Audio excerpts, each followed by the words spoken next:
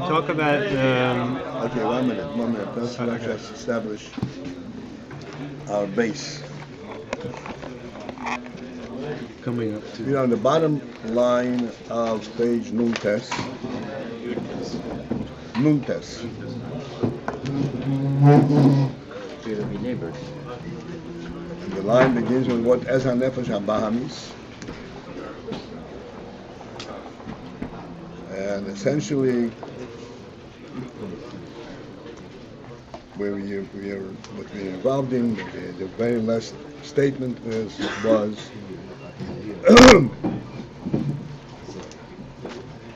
that ultimately the Nefesh HaBahamis, as a result of this process of a constant of recognizing the godliness, first the godliness in the world, and then focusing in on the godliness per se, ultimately recognizing that the real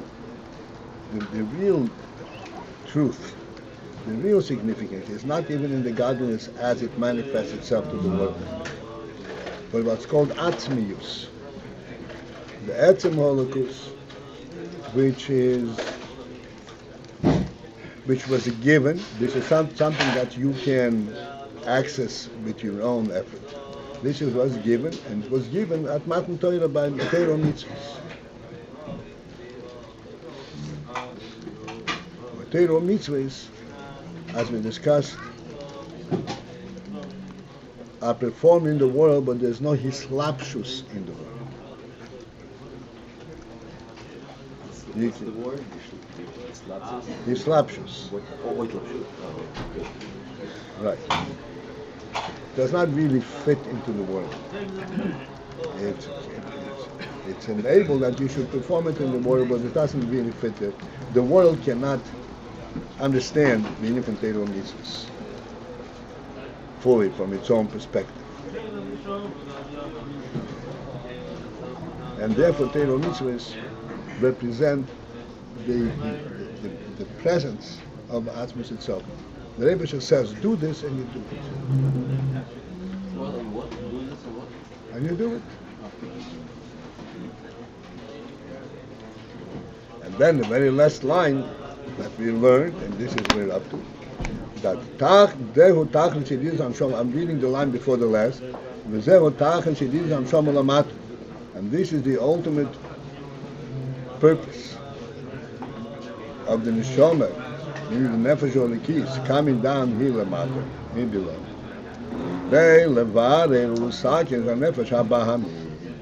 In order to be mevared and to perfect nefesh habamis.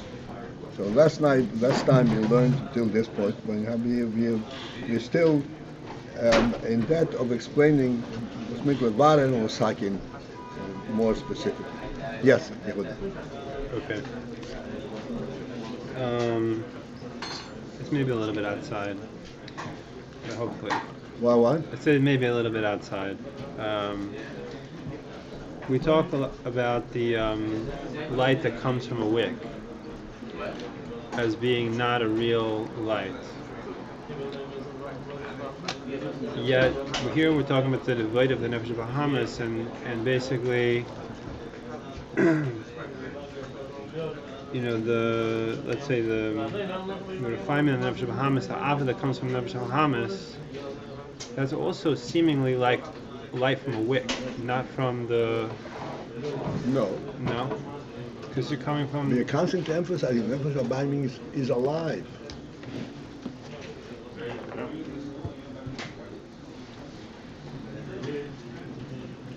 Why? How about this? That we say that the advantage of light that comes from darkness, isn't this kind of the light, the ore that comes from Chochmah that comes from Sichlus? This, and isn't this reflected by that the Nefesh Bahamas becomes shining? So, no. Well, what is the Yisrin HaChochmah min HaSichlus? What is the what in fact is the mile of, um, a light coming out of darkness.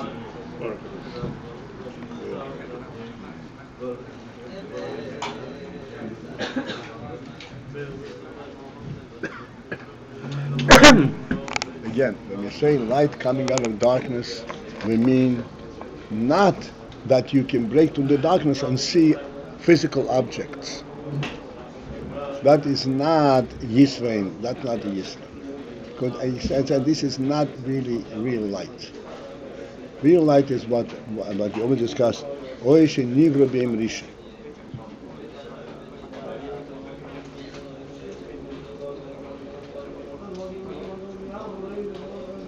The luminaries, the sun and the moon, this is like a subset of the real thing of light.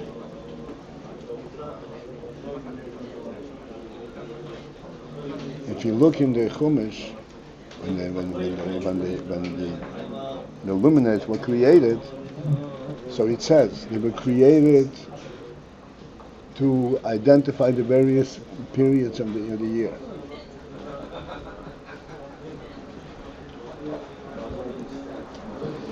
And then also to rule the day and the night, which means, and Rashi says, what is the rule of the night? The 12 hours of the sun and 12 hours. When they have a 24-hour cycle, they have a day. They have a day.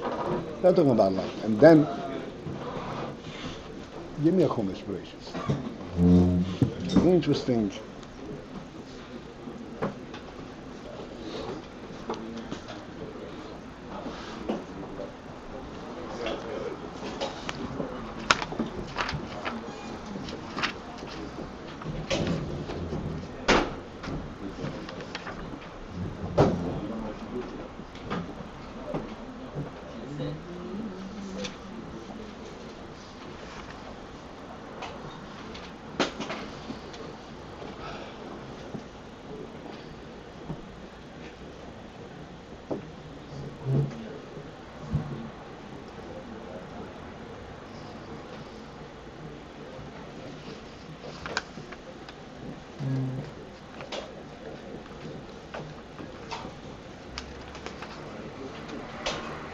Well, I'm looking at here. Take a look at Rashi Pasuk as well. Let me read it for everybody. There's a whole description what the luminaries are for in the Torah. To identify days and Yom Tevim and years and so forth. And then there's a separate pasuk. It says, "V'hoyeli mo'eres," and there will also be luminaries.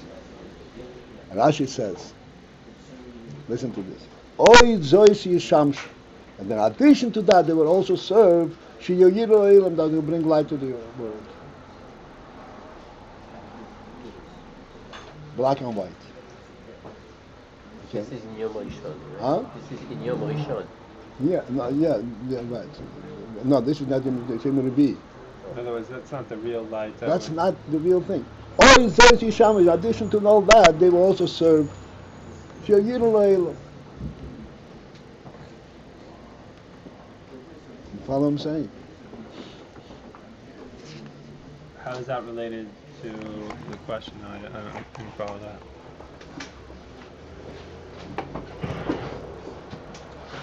Oh, so I just want to explain to you what is the. You said Yisin ha'oyer min ha'choshech, ha'chochma min ha'sichus. Coming out of sichus, coming out of cheshech. The Yisrin over there is.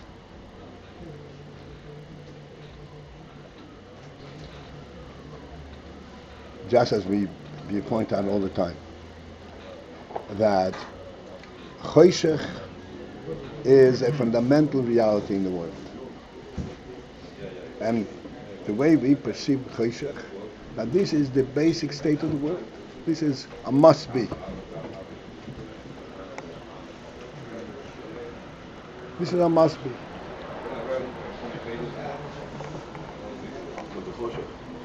Right, this is the fundamental state. Then there is Oyer. Oyer comes and is mevatel the choshech. He says, no, that is not the only truth. The Iyar is the real truth. To recognize that type of depth in Iyar, you need to first experience the Choshech. Like we always say, light to the sun is the same as darkness to us. There's no other way for us to describe it, because we can't really understand it. This is the Yisrael. This is why the Choshech points to the Yisrael.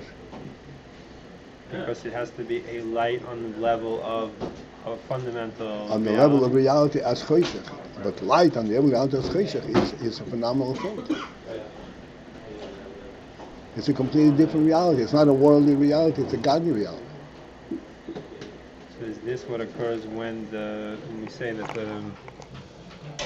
the Tachlis, you read this on Shema, that the... Okay, so now, that we'll see already, but if you're talking about the Neshama, the Nefesh Habahamis is a living Nefesh. And as we have pointed out, the Nefesh Habahamis goes through this entire process.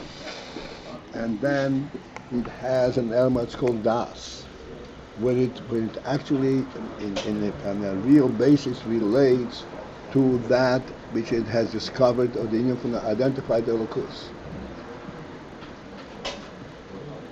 And then it reaches the point where it seeks to identify Elokus independently of the world. Not only independently of the world, but functionally something that can affect the world, something that's not even functionally related to the world. Atzmos.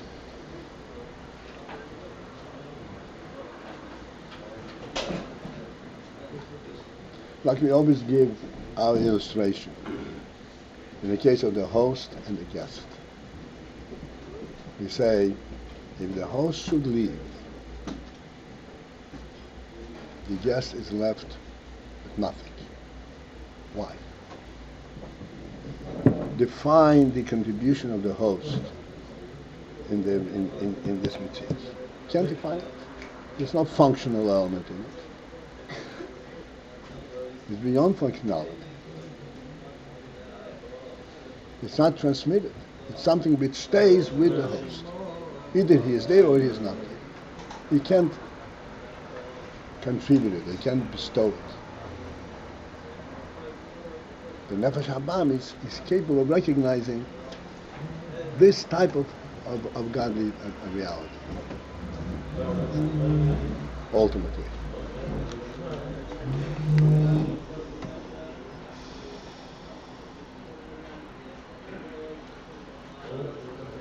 Okay, so what's your question? So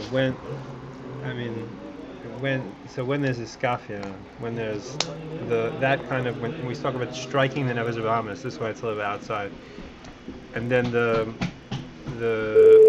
result that comes from that is more like the dark, the light that's from a wick. In other words,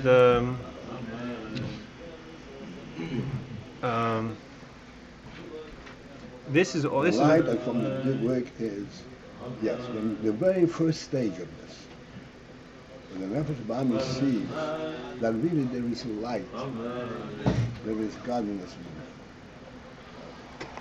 it. What makes the tree grow? Not only that, like we said, what makes the goy want to eat? He wants to live.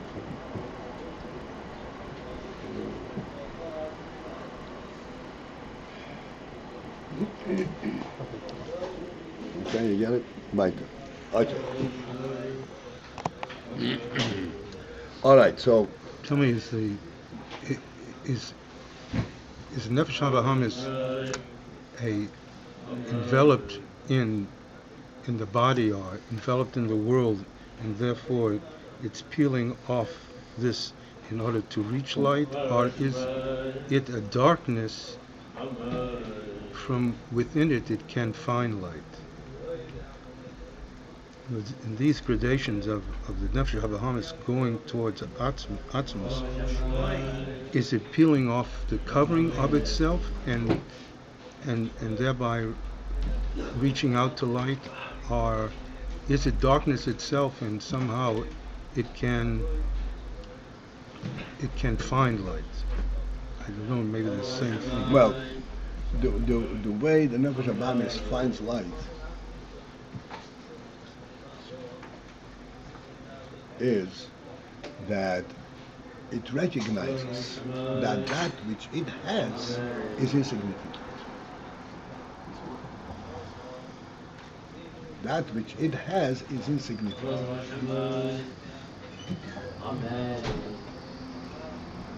It cannot directly relate to Elokus, but it is refined sufficiently to say, but that what I have is nothing.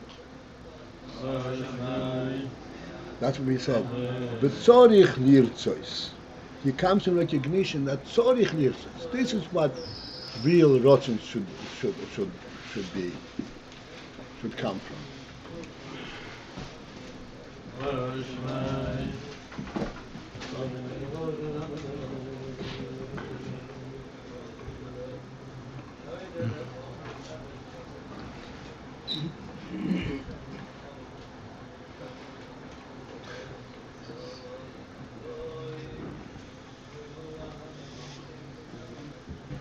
Rotzoin, bei Zorech Lirtzos, the name from Rotzoin.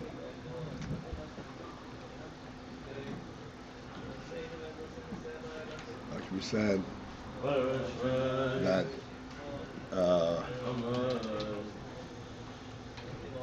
he wants to live. What is the meaning he wants to live?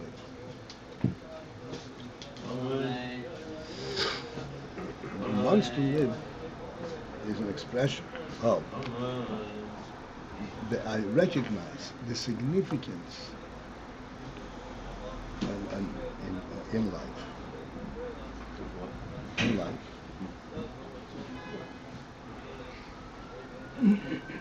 And it is so significant that I simply want it.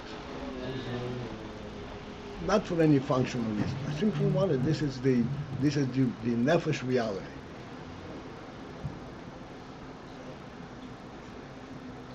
Where is that type of reality in life found? Is it in the experience of life?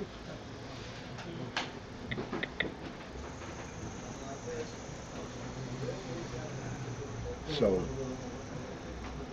there's a point where the Nefesh HaBahamis comes to recognize that the real Rotz, this reality of life, is not even found in the experience of life. It is in the source of life.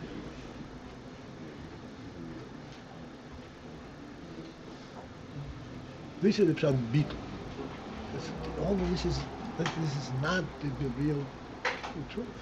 This is not worthy of wanting.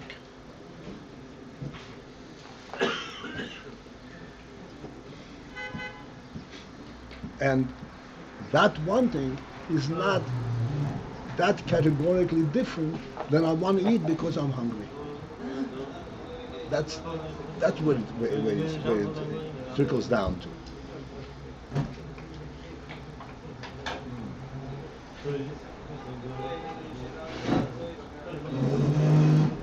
All right, it's not exactly that, but it's more or less in the same way.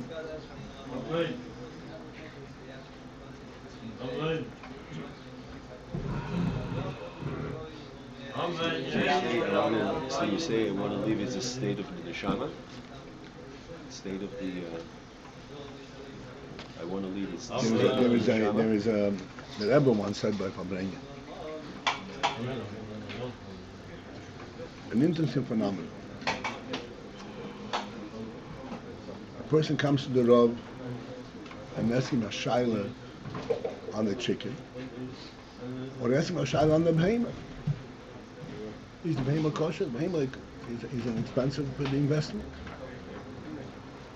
And the Rav looks at the behemoth and says, it's no good. Thank you, Rabbi. Thank you for giving me the answer.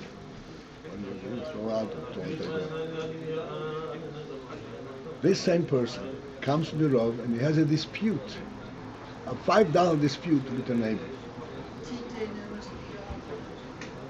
And the Rav listens to their dispute. And the Rav says, you owe $5 to your neighbor.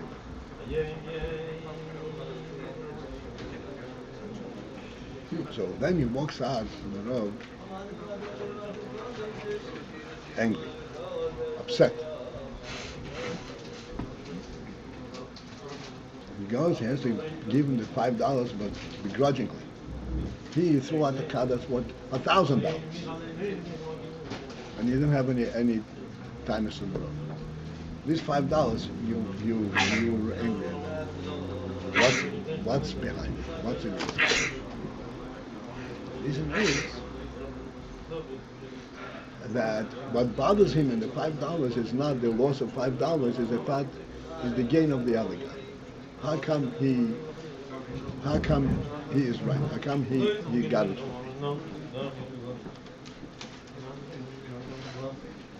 Essentially, our normal experience in life, and I want life, I don't want to lose it, is on this level.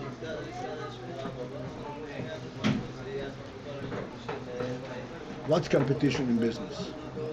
I cannot be bested by somebody else. The biggest emphasis is that I shouldn't be bested by somebody else. The point is here, the regular appreciation for life is on this. It's not for life itself, but on this kind of competitive, On some kind relative. some kind of a functional level, not for its own sake. And this Nefesh Abamis ultimately is capable of identifying. He says, I have not reached the real faith. If I should say that I have a pure want, I really want to live,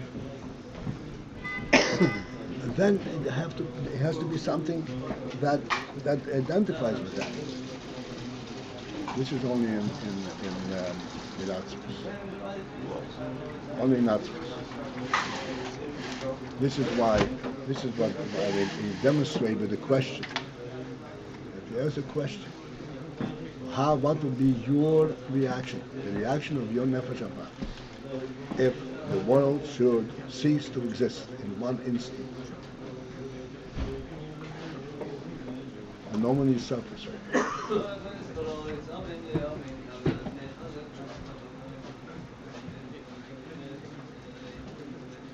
What's your reaction? Well, if the world ceased to exist, I won't be there to see it. So therefore, it doesn't have any consequence. There you have it.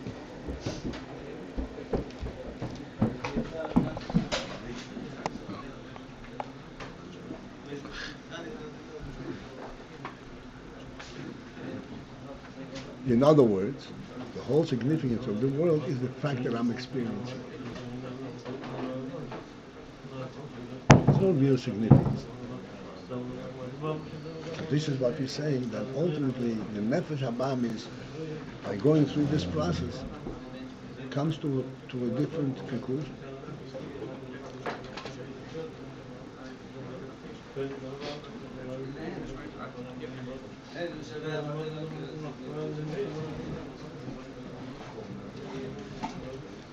This is called Birur und Tikkun Nefesh Abamis. This is the last line I've been learned.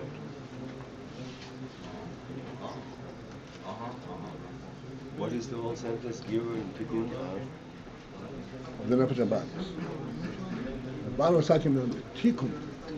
The first one is Birur. Yeah, take a sefer. What It's a safer look on the book, on the bookshelf. Birur. Birur is the Baal was Birur. Birur, yeah. Birur is on Tikkun Nefesh Abamis. It says, Asher Bora Elokim La'asos. What is La'asos? La'asos means L'sakin.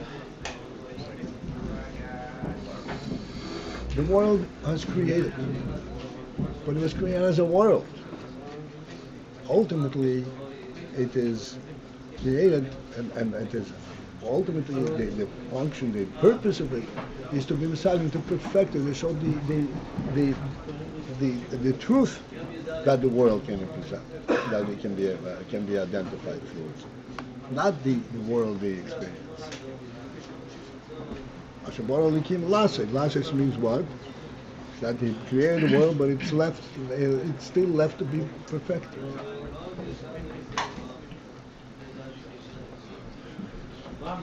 So this is the Shoma Begut, the Shoma Nefesh Olikis, that initially, he knows only of this truth.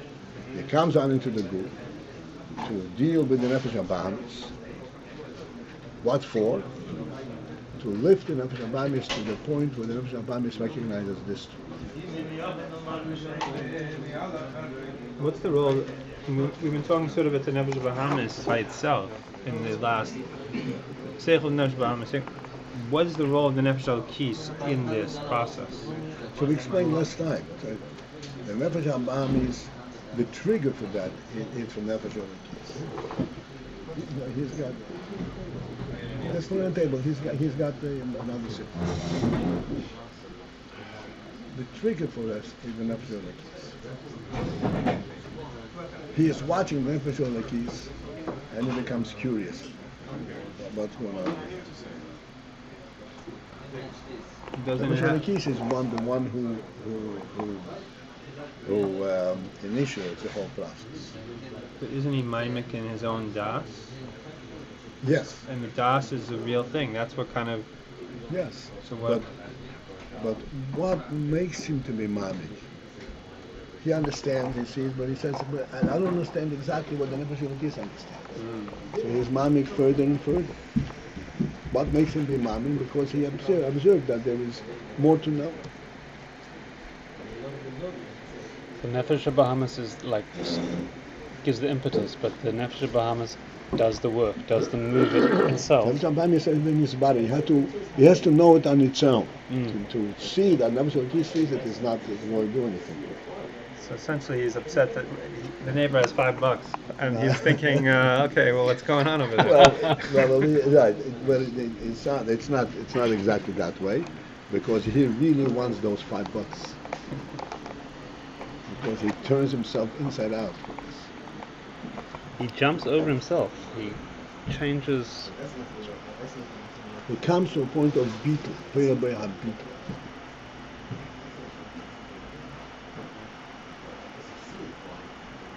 It goes beyond his experience. It's a very strange transformation.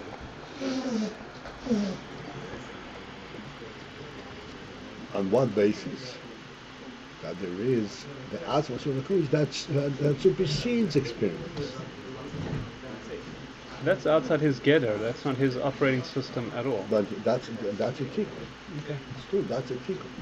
He came to realize that just to know of Atmos for one instant is superior than the entire life of experience. A ton of ice cream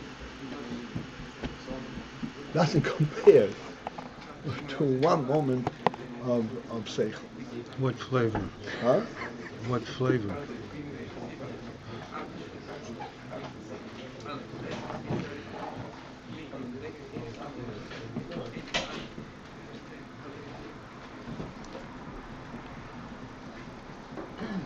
There's a Yiddish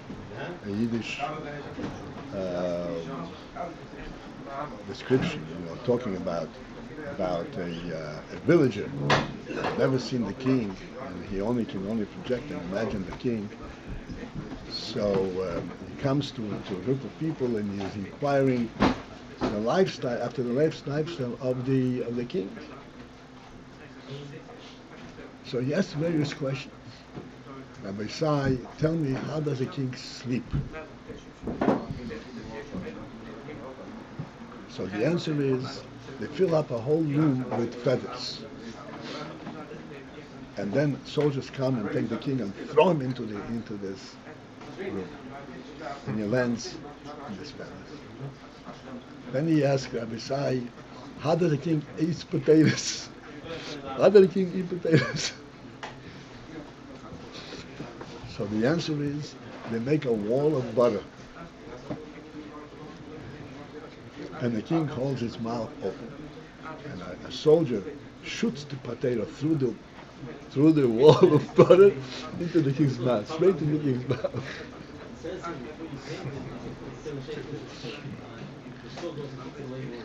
Rabbi Paltiel? Yeah. Okay, here. Yes, go. I'm going back to this is the entire purpose. What did we say that the beer and the tikkun, that this is the whole purpose the nefesh came for in the first place? Right. The nefesh coming down into this world is to be mesake the nefesh abams. So does this mean that this tikkun is, like we have other things that we say, that the whole purpose is to make a dir b'tachtonim? The whole Right. purpose is to do a favor for another yid after 70 or 80 years. Mm-hmm. All of these things are essentially equivalent. In other words, you can't do a favor unless you have a real favor, a pure favor, unless the nefesh habahamis is clean and pure. You can't make a dir b'tachtonim unless the nefesh habahamis reaches this level. Are these all equivalent?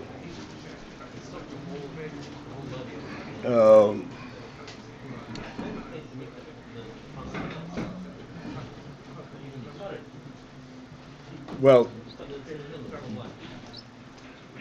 but doing a favor, there is a saying, I don't remember which one of the Rebbes said this. Somebody came and he said that he does a lot of tzedakah activities, but he feels that he is not, that he gets some personal appreciation. It's not pure, and he's very upset. So the Rebbe said to him, because that you are enjoying it, does that mean that the pauper does not benefit from the money to the utmost extent possible? So therefore, the mitzvah is there in full. You have to be mesakin yourself, and the more you give this tzedakah, the closer you will be to be mesakin yourself. But the mitzvah is there. A mitzvah is a real thing. Mitzvah has the effect, ultimately, to help to be mesakin nefesh habahamis. But here we're saying that is the ultimate tachlis. Yeah. That's the refinement, not the mitzvah. What is the ultimate level of this refinement? Is the elokus that's in Torah mitzvahs.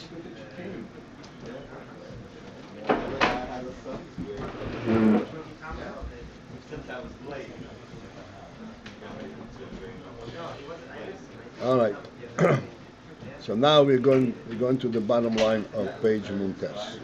Just one more thing that we said a week ago or something like that, where we said that when the davening, the nefesh habahamis goes to sleep. So I'm just still struggling with this to understand, because we're saying all this about, that nefesh habahamis is very much involved in all these things, and we're even talking about things that are related to the nefesh habahamis in davening, like seeing the world as a living entity and stuff like that. 1 second. Nefesh habahamis going to sleep means that you do not consult with the nefesh habahamis. Do you agree with this? Do you agree with this? No. You don't ask me.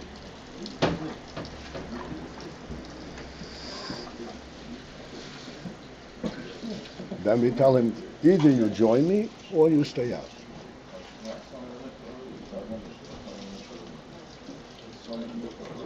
This is what this process is. He begins to appreciate elokus per se, which is not natural to him.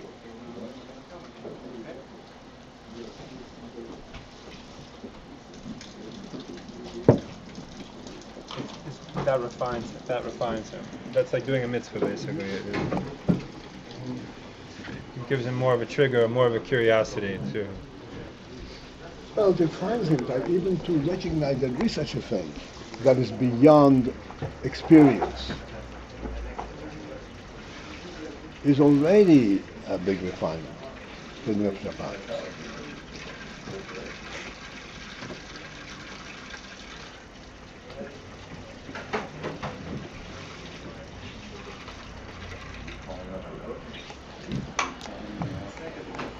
All right, But learning Torah would seem to do that. In other words, if you're learning Chassidus, this is really where the Nefesh Bahamis can know all of these things. But then there's something about davening. It's the Nefesh HaBahamis, when he learns what we're learning, is in constant protest. Wait a second, it doesn't make sense.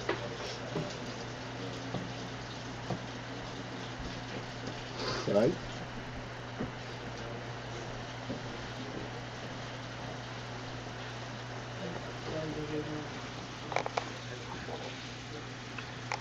So we tell him, it doesn't make sense from your perspective, but this is what the truth is. And I want you to focus in on this.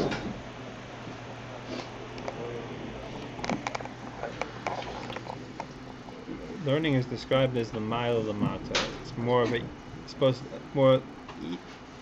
davening is a war from lamata lamila. It does not show. I don't see this. What we said that the Nefesh Bahamis is. We don't. Where's the war in that? What is? How do we understand? I mean, if the Nefesh Bahamis goes to sleep, we don't consider it. Where's the? How do we describe that as a war? Why should I go to sleep? That's not a war.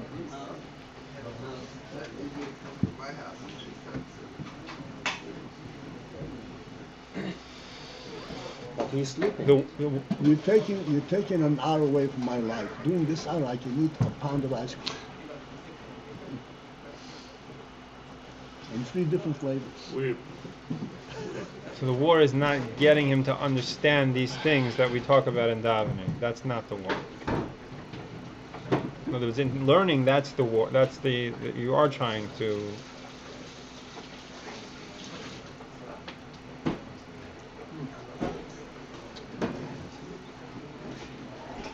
He is always, even when he is sleeping, he is always present. So either he is non-interfering, or he is observing. There's always some kind of a transmission. As I said, the union that we go to sleep means we do not ask his consent.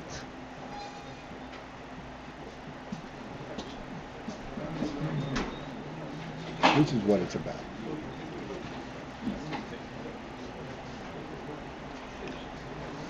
So sorry I stepped on this.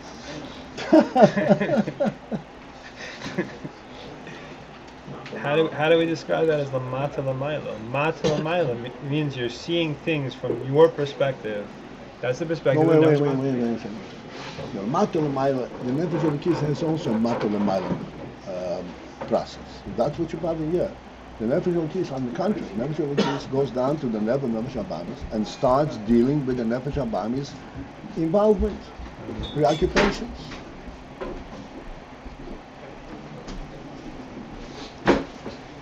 I start saying, here I woke up, oh, something happened. Here there's light, here there is day, here there's world. This is only mata l'mayla. We don't ask the Nefesh HaBahamis to give definition to it, but we are dealing with it on its level.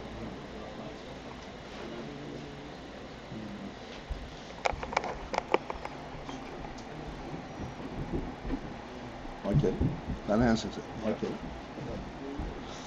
All right. Bottom line on page Nuntas. So as we said, this is the ultimate goal for the neshama having coming down here. The neshama over here, the neshama means the nefesh holokis.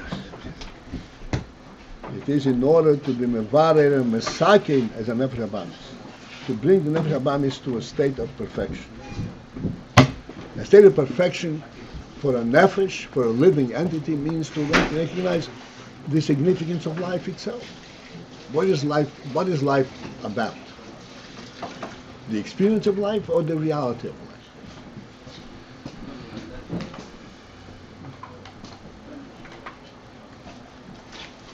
life? Experience. No.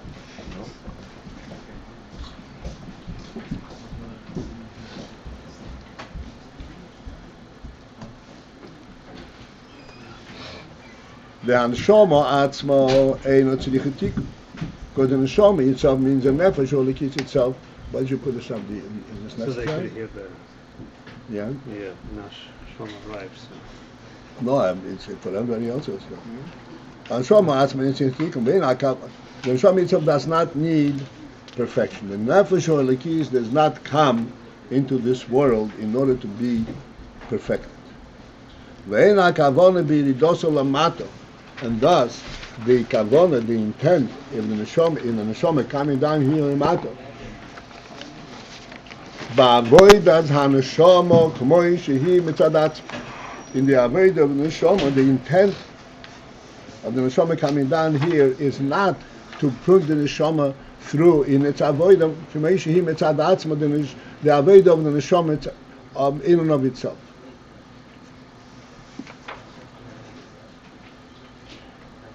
In other words, the nefesh or the kiss comes down into the group, into the world, and now it sees a world. And therefore, the nefesh needs to go through a whole avodah to see through the world and recognize what's the truth behind it. Is anybody else on the line here? Hello? Wait, I think he. Hello? Yeah, we hear you. You hear us? Yeah, I lost it.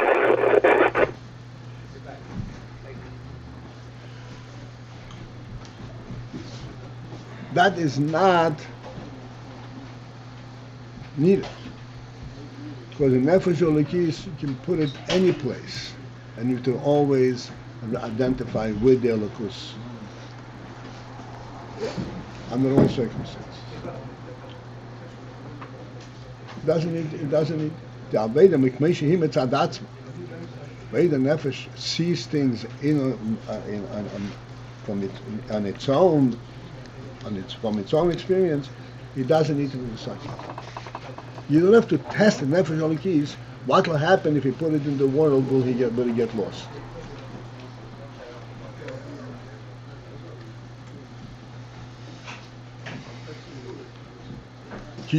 What then is the reason for the neshama to come down in the world? That the neshama should do its avodah in the world. To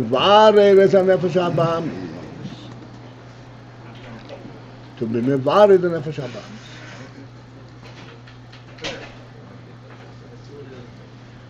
This is the point of its avodah. Why does the neshama need to get involved in the world and to know and to identify elokus in the world? The neshama can go straight to elokus. It doesn't need to go through the world. The reason it needs to get involved in this is in order to give a chance that nefesh habamis that it too should recognize this. Ba'avoid is Hanshama mitzad atzmo, and thus this avoid the neshama avoid mitzad atzmo at the level of the neshama itself, not the avoid of neshama as it pertains to the nefesh habamis, but on its own. Zehu schar avodos. That really is called schar avodos. This is the reward for its avoid, because that it did such a good job in Bimevar and Nefesh Habamis, so it gets schar. It's called avodas Hanshama mitzad atzmo. K'mishikos b'mokim machir. Just a quick glance at this reference, inference. And that is that in fact, even though the neshama does not need tikkun, nevertheless, the neshama coming down into the world does elevate the neshama to a higher level, which is called Avodas Neshama Mitzad Atzma. This is not for the purpose of birur, of purification of the nefesh, but it is ashar. This is the reward for its avodah, that thereby it rises to a higher level that it would not rise otherwise.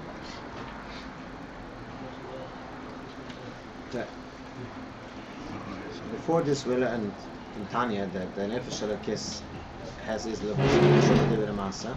The what? The Nefesh Elokis has his Lavushim Divrei Masa, and the Nefesh Habamas, and there's the war who will take over. Now we're learning that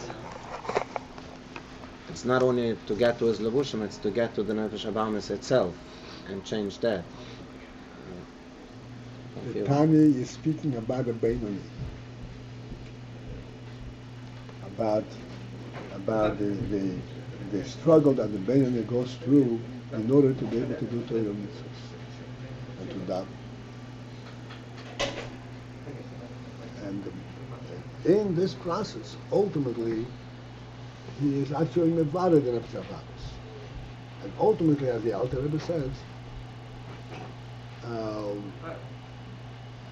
he should make an attempt to reach a Madrega B'Tzadik.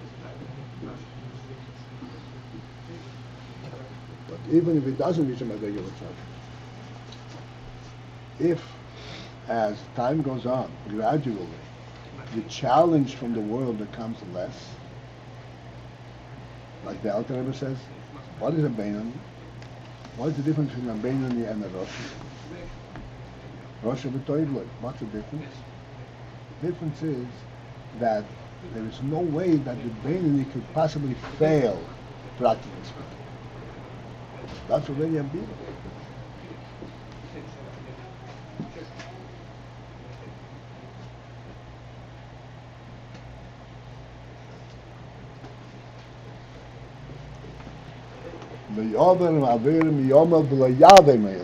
He never transgressed, and he cannot possibly transgress. That's a tremendous beat. That's a beat of Nefesh Habamas. But we're not speaking that he goes to the Nefesh Habamas. We speak that he's trying to take over the Ir Ketana. What? He's taking over the Machshava Divrei Masa. He's taking over the goof. We're not speaking. He was speaking that he's explaining he has an influence on that. That is the next stage. This is to get the Nefesh Habamas to join him. But the fact that he is dominating the city, that is first step. That's automatic, like in Skafia. There's that in Skafia that he's subduing the Nefesh Habamas. That is Skafia, right? But you have to understand, Skafia is a constant challenge. So you cannot guarantee that it's never going to fail. It's never going to fail. But say a Beinoni has reached a point where you can rest assured that he's not going to fail.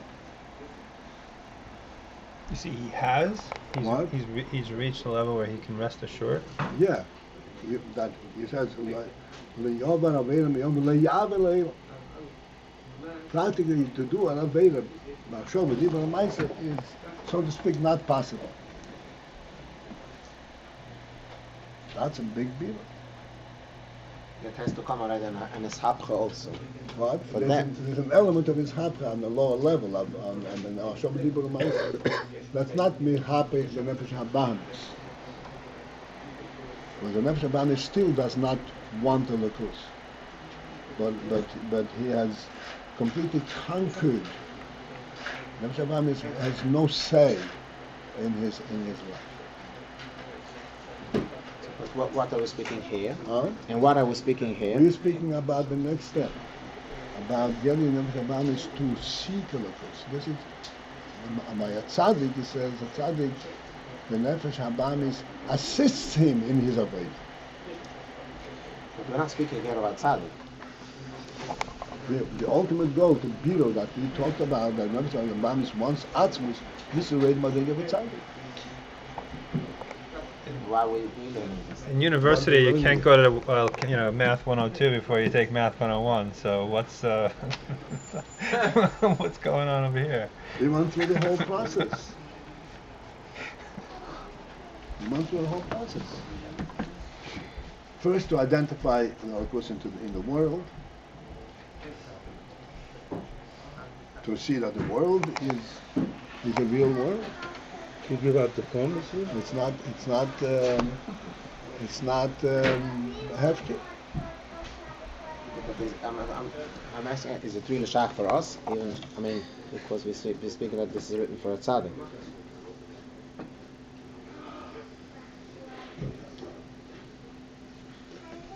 It's shy for us to understand this,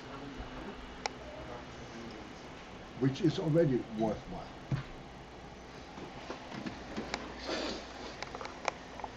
Whether we can relate to it, to understand the difference between wanting the Elokus Atzmi Slavish in the world, or Tzorich Nirtzeh Bechinas Atzmos. That's a pretty difficult thing just to understand that.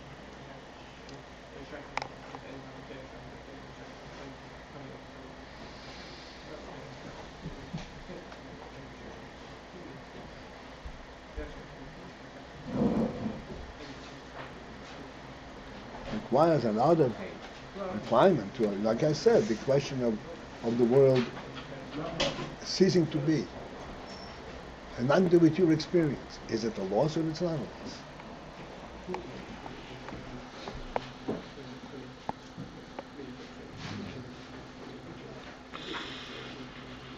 A soldier goes to war. And a soldier is what's called, is described as Mesilas Nefesh. He's Moiser Nefesh for his king, for his country.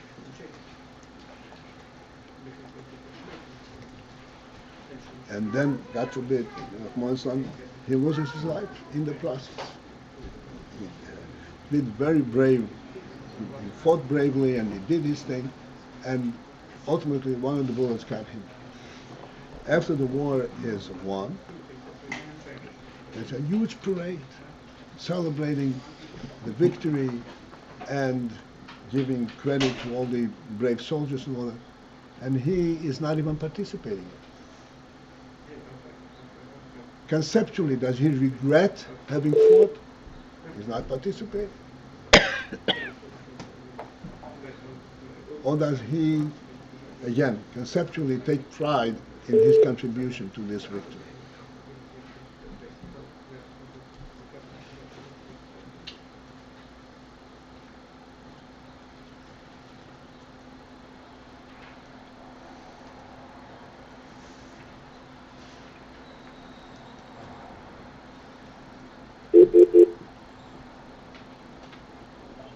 We spoke about this several times in the past, using the following analogy.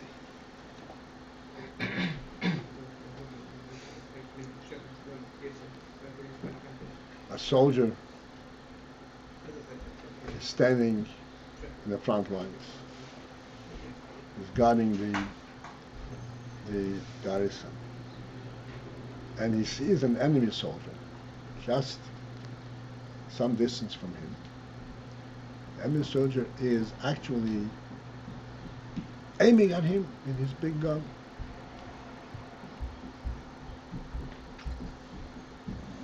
And he sees this.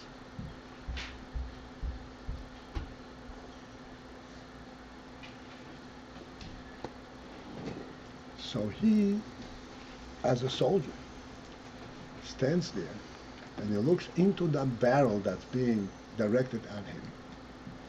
What a barrel is. The gun barrel.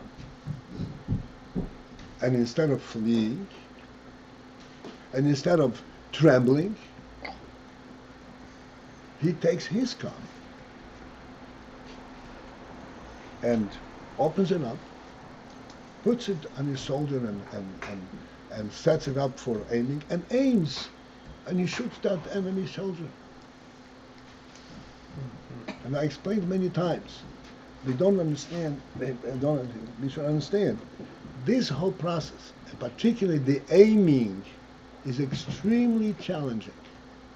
You can't aim. It sounds like, oh, I'll just put it in there, it's going to shoot. It's not going to happen.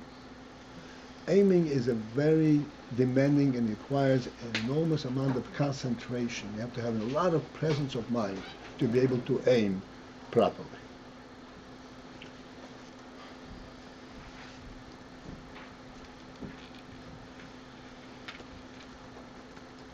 Aiming requires like this. Even a long barrel, a long gun. Aiming means coordinating 3 points. On the gun itself, there are 2 points. There is a V closer to where the eye is. Facing that V is a little eye, a little pin at the end of the barrel. You have to see that pin smack in the middle of that V. Okay, like this. And then both of these have to be now perfectly aimed at the target. And if you don't aim both of them, it's very easy to move this a little bit this way. That's it. You're out. So you have to have an enormous amount of concentration, enormous amount of presence of mind to be able to do this. And he has that presence of mind. So I asked one time when I asked you, how is he able to do this?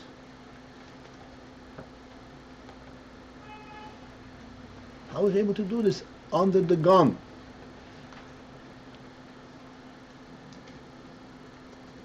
In order to do this, you have to do it calmly. You have to be able to focus in and do it calmly, otherwise it's not going to happen.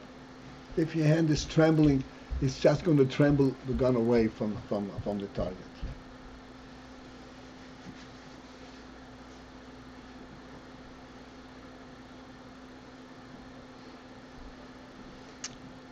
As the expression is, that if you veer off, as you're walking in Avodas, if you veer off from your goal just one trifle, one bit, by the goal it's a completely different place.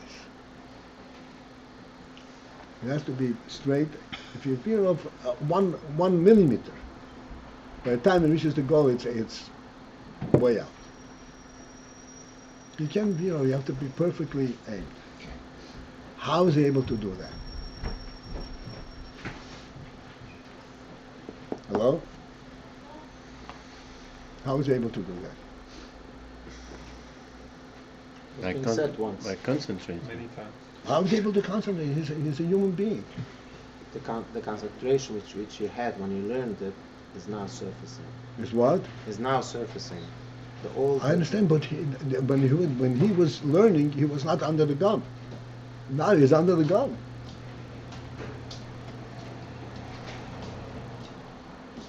Remember, he is looking at the gun, aiming at him. It's not me they're shooting at. Huh? It's not just me they're shooting at. How was he able to do that? So what's the answer? So usually I get the answer, well, he's in danger. He has to do it. If he would be aware of his danger at this moment, he is going to fail 100% for sure. He's going to get shot. There's no question about it.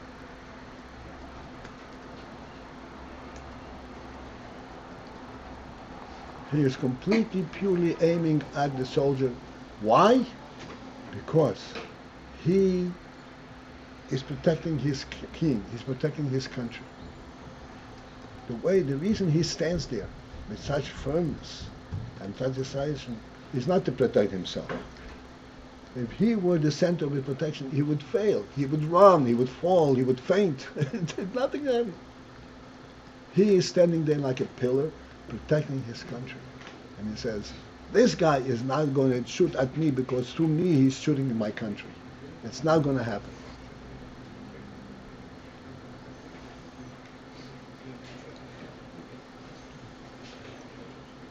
In other words, he has a much bigger value, significance than his presence here. Why wouldn't this awareness of a greater value make him even more nervous? Have an even greater sense of, No. He's not concerned about his country going to pot, because his country cannot possibly go to pot. He's going to protect it. And all other soldiers with him. We're not going to let this happen. You can kill me, you can kill many others, but you're not going to get to the country. So the awareness of the country doesn't give him a greater sense of nervousness about what he's doing. No, it only gives a sense of dedication and decision. And essentially his talk to himself is that he can't fail. That's right. Not he better not. No, he can't but fail. There's no way he can fail. No, there's no way. This is the reality itself. This is what I'm saying. This soldier who had fallen in war, does he conceptually regret having been fighting? The war was won? No, he's not.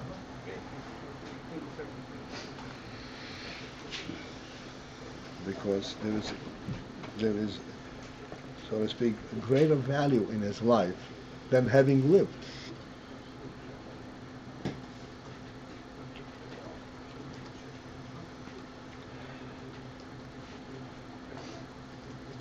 Rabbi? I want to, oh dear. I've been listening the whole time. I want to, good. I want to remind you of an instance. This has happened very recently, and probably all of you remember this. This was 9/11. 9/11, you all know what happened. So there's a third plane that never reached its target. The third plane was going towards Washington and never reached Washington. What happened? It fell down in Pennsylvania someplace. What happened? How did it fall in Pennsylvania?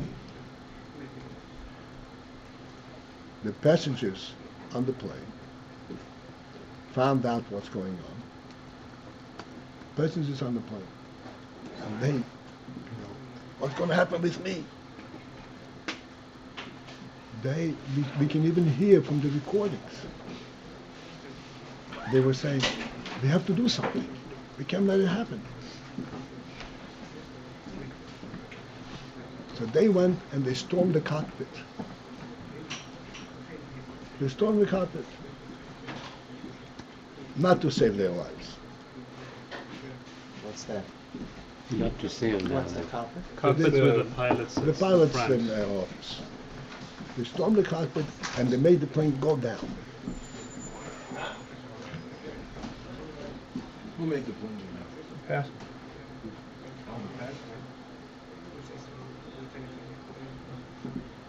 Do you think that they were crying or they were proud? They were happy that, look, thank God.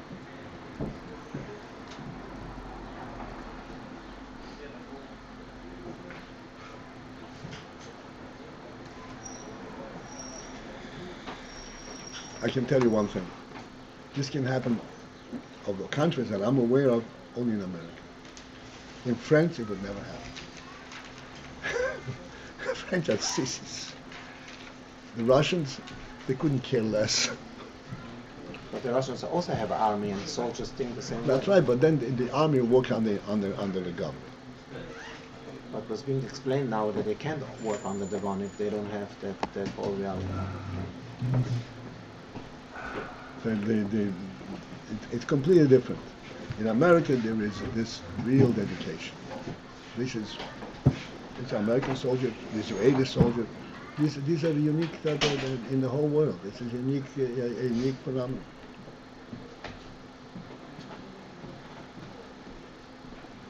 There's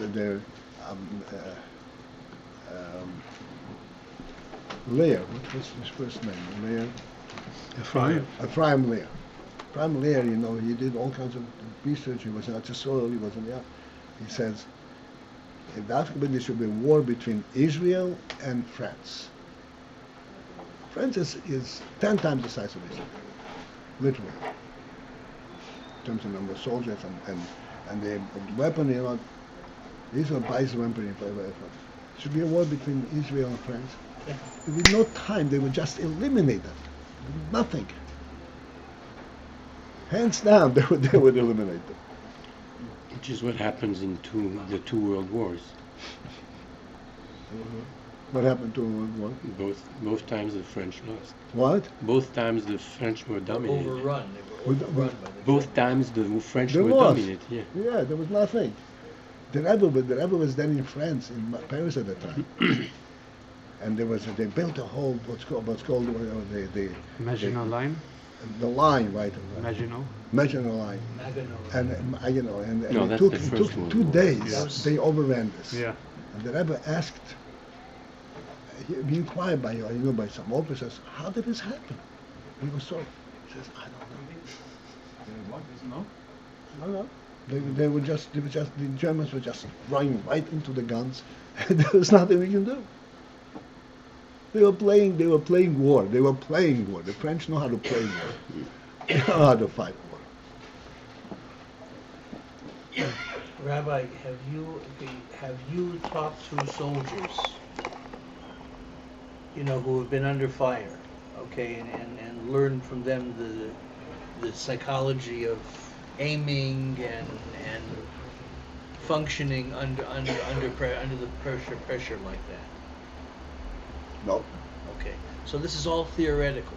no, there's nothing. It's all real, based on because it's based on happening. Kabbalah. It's based on I don't Chassidus. know. What's your problem? My problem is that I've been listening to what you've been saying about the psychology Not of the psychology. soldier. This is not psychology. This is human spirit. The human spirit. Okay. Okay. I've talked to soldiers. They fight for their friends. They fight for their lives. They're not They're not necessarily fighting for country or God or some ideal. Okay.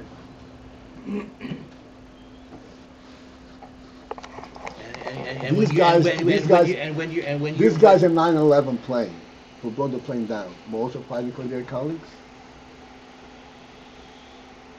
at that moment they were that was a moment of heroism. Okay. But this They moment said, of "Let- heroism is what wins wars. Okay. Only that. Fine. Okay. Fine. Shmuel, please give me that. Well, so yeah, but unfortunately we don't have that spirit. We do. We have to have it. Okay? Learn this 10 times over, and maybe you'll get that spirit. Okay, The something's nimshal wrong, and what you were something's saying though is that to have the goal clearly in mind, or the end, even if we're not necessarily holding at the It's level, a tremendous accomplishment. it's because even at our level, it comes in. Even to realize, that's what he says.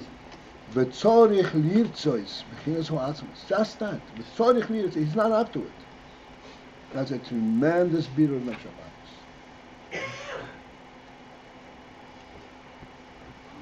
It's like knowing what you're fighting for, so to speak. It's having a truth permeate. It's just on the its fact own. of knowing itself. That's the No, not recognizing. Knowing The you fact can be of it. told. He says to himself, "Betzorich lirtzois." This is what should be. All right. This is it for today. Rabbi, I have another question. Shmuel, No, I'm please. sick I and need tired of this I need your business. advice on a project of mine. All right, All right. this is not so. Well, let's. All right, fine. I need your advice. The other students might the rest of the class might be interested.